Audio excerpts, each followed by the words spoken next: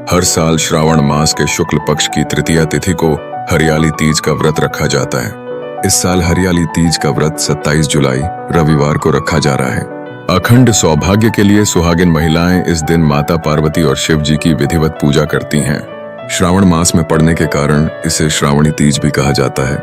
इस ही सुहागिन महिलाएं पति की लंबी आयु और अच्छे स्वास्थ्य के लिए पूजा करने के साथ व्रत रखती हैं। इसके साथ ही कुंवारी कन्याएं मनचाहा जीवन साथी पाने या फिर शादी में आ रही अड़चन से निजात पाने के लिए इस व्रत को रखती हैं।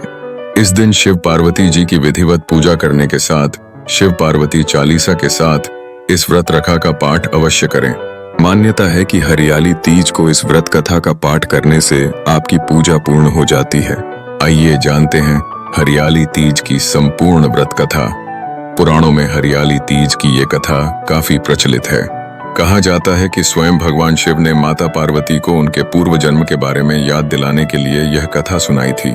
शिव जी कहते हैं, हे पार्वती, बहुत समय पहले की बात है जब तुमने हिमालय पर मुझे वर के रूप में पाने के लिए कठोर तप किया था। इस दौरान तुमने अन्न जल त्याग कर सूखे पत्ते चबाकर दिन बिताए थे। मुझे वर के रूप में पाने के लिए तुमने किसी भी मौसम की कोई परवाह नहीं की और तुमने निरंतर तप किया। तुम्हारी इस स्थिति को देखकर तुम्हारे पिता बहुत दुखी थे। ऐसी स्थिति में नारद जी तुम्हारे घर पधारे। जब तुम्हारे पिता ने नारद जी से उनके आगमन का कारण पूछा तो नारद जी बोले, हे गिरिराज, मैं भगवान विष्णु के भेजने पर यहाँ आया हूँ।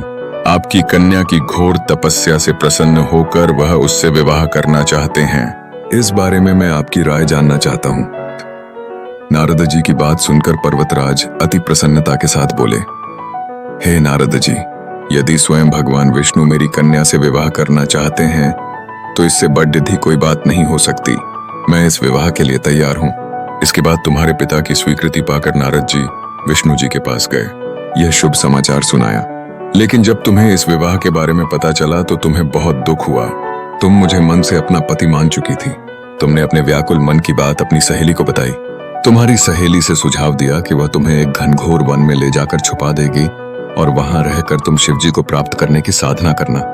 इसके बाद तुम्हारे पिता तुम्हें घर में न पाकर बड़े चिंतित और दुखी हुए। वह सोचने लगे कि यदि विष्णु जी बारात लेकर आ गए और तुम घर पर ना मिली तो क्या होगा। उन्होंने तुम्हारी खोज में धरती पाताल एक करवा दिए, लेकिन तुम न मिली। तुम वन में एक गुफा के भीतर मेरी आराधना में लीन थी। भाद्रपद तृतीय शुक्ल को तुमने रेत से एक शिवलिंग का निर्माण कर मेरी आराधना की, जिससे प्रसन्न होकर मैंने तुम्हारी मनोकामना पूर्ण की।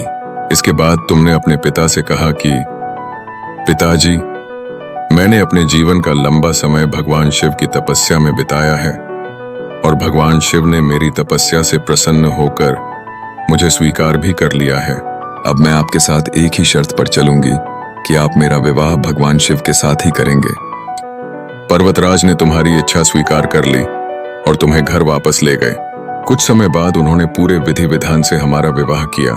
भगवान शिव ने इसके बाद कहा कि हे पार्वती, तृतीया को तुमने मेरी आराधना करके जो व्रत किया था उसी के परिणाम स्वरूप हम दोनों का विवाह संभव हो सका। इस व्रत का महत्व यह है कि मैं इस व्रत को पूर्ण निष्ठा से करने वाली प्रत्येक स्त्री को मनोवांछित फल देता हूँ। भगवान शिव ने पार्वती जी से कहा कि इस व्रत को जो भी स्त्री पूर्ण श्रद्धा से करेंगी उसे तुम्हारी तरह अचल सुहाग प्राप्त होगा।